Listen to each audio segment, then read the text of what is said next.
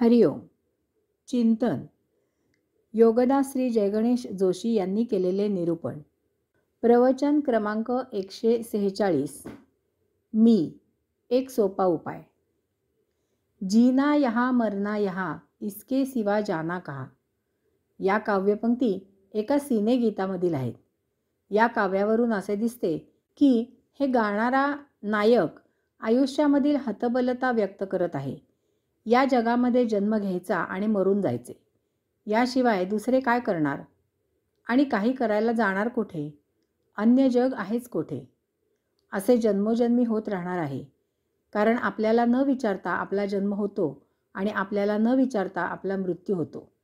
जन्म आणि मृत्यू यामधील काळामध्ये आपल्याला काहीही स्वातंत्र्य नाही, मत नाही. या उपलब्ध जगामध्ये वावर करायला स्वातंत्र्य नाही. कारण जन्म मृत्यू यामधील काळामध्ये जगत असताना आपण काय करावे यासाठी नियतीचे नियम आहेत. जन्माला आल्यावर येथील सृष्टीलीला आपण अनुभवायची, परंतु यासाठी आपल्याला स्वातंत्र्य नाही. सृष्टीलीला आपण आपल्यासाठी न अनुभवता आत्मपरब्रह्मासाठी अनुभवायची. म्हणजे आपण साक्षीत्वाने सृष्टी फक्त अवलोकन करायची. त्या अवलोकनाचे वेळी त्यात स्वारस्य घ्यायचे नाही, याची चव लागून घ्यायची नाही. सृष्टी अवलोकन करताना स्थितप्रज्ञ राहायचे. मग प्रश्न पडतो की हे जर सर्व आपण करायचे आहे तर यात आपण आहोत कोठे? हा प्रश्न आपल्याला पडतो आणि त्याचे उत्तर शोधण्यात सारा जन्म वाया जातो. किंवा आपण वैतागतो आणि याचे उत्तर शोधण्यापेक्षा आपण ही सृष्टी अवलोकन करताना तिचा आस्वाद घेऊ लागतो. त्यावेळी आपल्याला कोणीही अडवत नाही किंवा यापासून थांबवत नाही. त्यावेळी डोळे मिटून दूध पिणाऱ्या मांजरासारखी आपली स्थिती असते. मांजराला वाटते की त्याला कोणी पाहत नाही. आपलेही तसेच होते. यामुळे दिवसेंदिवस आपण निर्ढावतो आणि मनात आल्यास कसलाही विधिनिषेध न ठेवता सहज प्राप्त नित्य जगणे बदलून आपल्या मर्जीप्रमाणे आपण सृष्टी मनमुराद उपभोगू लागतो. खूप खूप उशीर झाला, कदाचित काही जन्म गेले की कोणा ज्ञानियाला प्रश्न पडतो की आपण मानव इतके बुद्धिवान हुशार असूनही आपल्याला आयुष्यात कधीही निर्लेप आनंद का मिळत नाही? बरे, आनंदाचे जाऊ द्या, निदान दुःख तरी सोसावे लागू नये.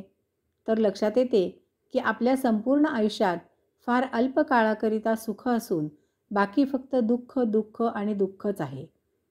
आणखी एक गोष्ट लक्षात येते की आपल्यापैकी काही लोकांना जास्त आणि काही लोकांना कमी दुःख आहे. फार थोडे लोक आनंदात आहेत.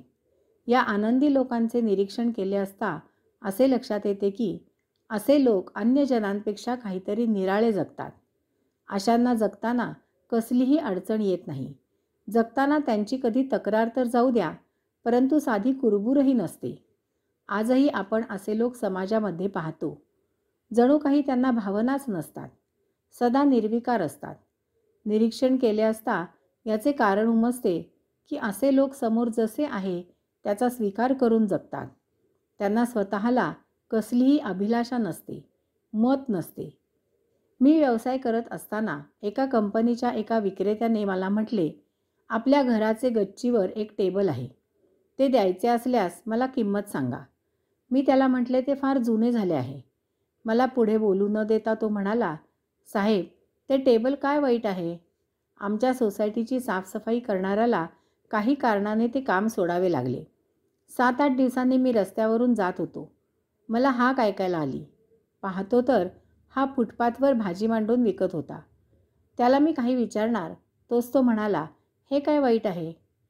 आमच्या कामवाल्या मावशींची मुलगी लग्नानंतर प्रथमच माहेरी आल्यावर नमस्कार करायला आली. तिला मी विचारले, कशी आहेस, कसे चालले आहे? मोठ्या खुशीत म्हणाली, आम्ही दोघेच असतो. बाबा, माझा नवरा मला रोजच्या खर्चाला रोज 50 रुपये देतो. आणखी काय पाहिजे? आणि हीच फार मोठी अनन्य असाधारण गोष्ट आहे. हीच आनंदी जगण्याची किल्ली आहे. हाच आनंदी जगण्याचा गुरुमंत्र आहे. हेच आनंदी जगण्याचे रहस्य आहे. याचे तात्पर्य असे आहे की येथे जगताना आपल्याला कसलीही इच्छा, आकांक्षा, अपेक्षा, अभिलाषा नसावी. आपण कोणत्याही ईर्षेने जगायचे नाही. जगण्यासाठी आपल्याला कसलेही मत नसावे. असे न जगणाऱ्यांना दुःख आहे. याचा अर्थ आपले जगणे कोणा अज्ञाताकडून नियंत्रित केले जाते. आपल्याला कोणी अज्ञात शक्ती जन्माला घालते आणि मृत्यू देते. आपण या अशा अज्ञात शक्तीसाठी जगत असतो. त्याला आपल्या ऋषींनी आत्मपरब्रह्म म्हटले आहे. त्यालाच गीतेने पुरुषोत्तम म्हटले आहे. त्याला जे जुमानत नाहीत त्यांनाच दुःख आहे. कारण असे लोक स्वतःसाठी स्वतःच्या मर्जीने जगतात.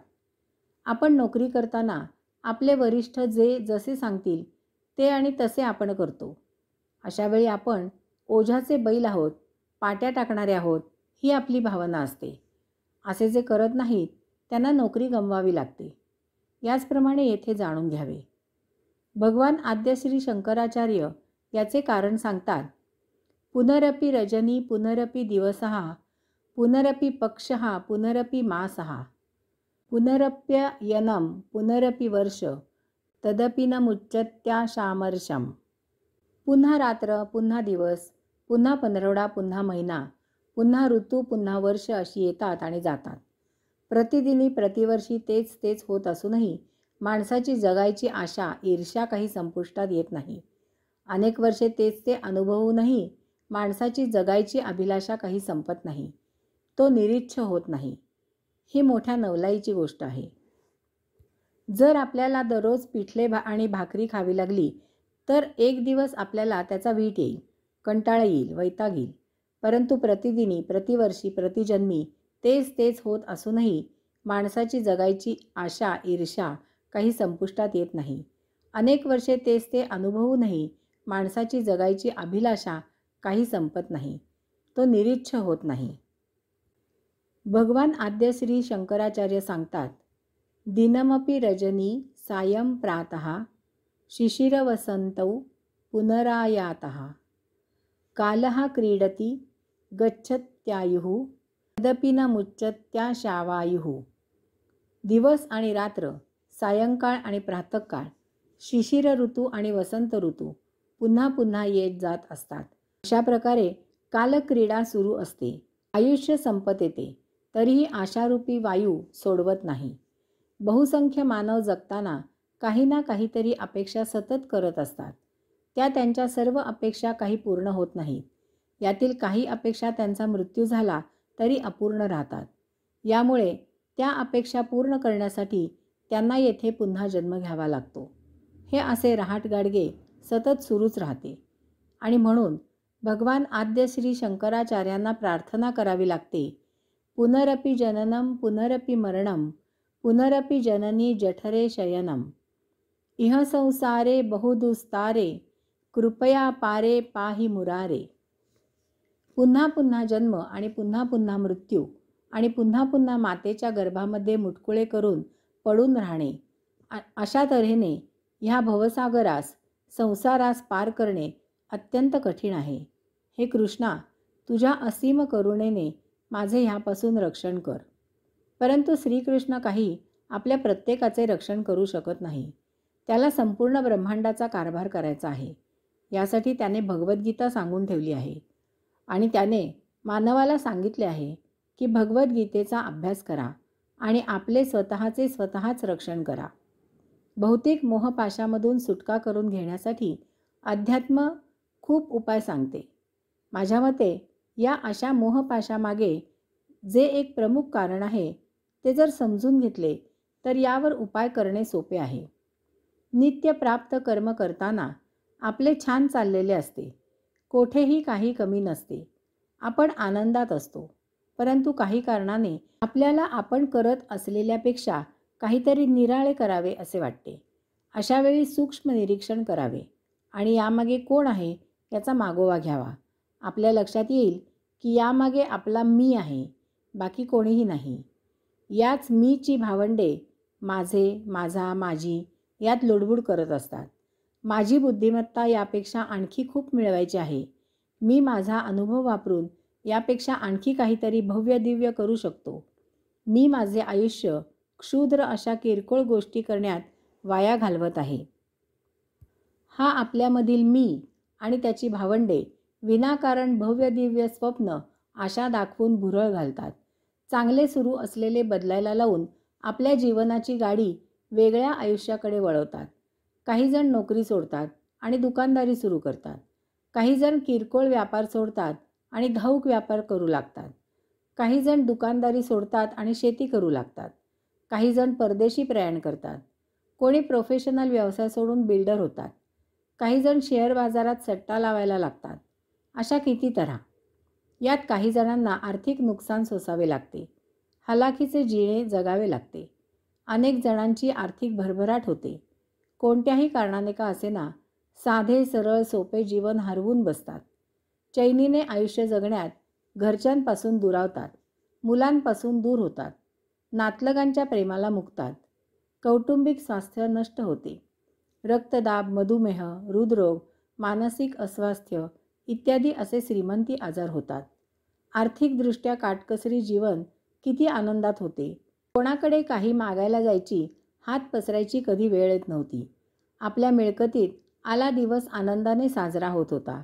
भपकारा नव्हता. भव्य दिव्य वैभव नव्हते, परंतु सर्वत्र प्रेमाचा जिव्हाळा होता. म्हणून जेव्हा जेव्हा काही नवीन बेत आखायचा असतो, तेव्हा तेव्हा सर्वप्रथम यात मी आणि त्याच्या भावंडांच्या आहारी जाऊन आपण काही करत नाही ना, याची 10-10 वेळा खात्री करून मगच पुढील पाऊल उचलावे. आणि जे पाऊल उचललेले असेल ते पूर्ण विचारांती उचलावे. उदाहरणार्थ, मी माझ्या मनाने काही करत नाही ना, मी माझ्या इंद्रियांच्या भरीस पडून काही करत नाही ना, मी माझ्याकडे धन आहे म्हणून काही करत नाही ना, मी इतरांपाशी स्वतःची तुलना करून काही करत नाही ना, मी माझ्या कुटुंबियांनी सांगितल्यामुळे काही करत नाही ना, मी केवळ संधी आली आहे म्हणून काही करत नाही ना. साधे परंतु आनंदात जीवन जगण्यासाठी या आपल्यामधील मीवर सतत नियंत्रण ठेवणे हा एक अत्यंत साधा उपाय आहे. यासाठी ज्ञानयोगे आत्मानात्म विवेक जाणायला नको. कर्मयोगाने नैष्कर्म्य साधायला नको. भक्तिमार्गे टाळकुटेपणा करायला नको. योगमार्गे ध्यान समाधी लावायला नको.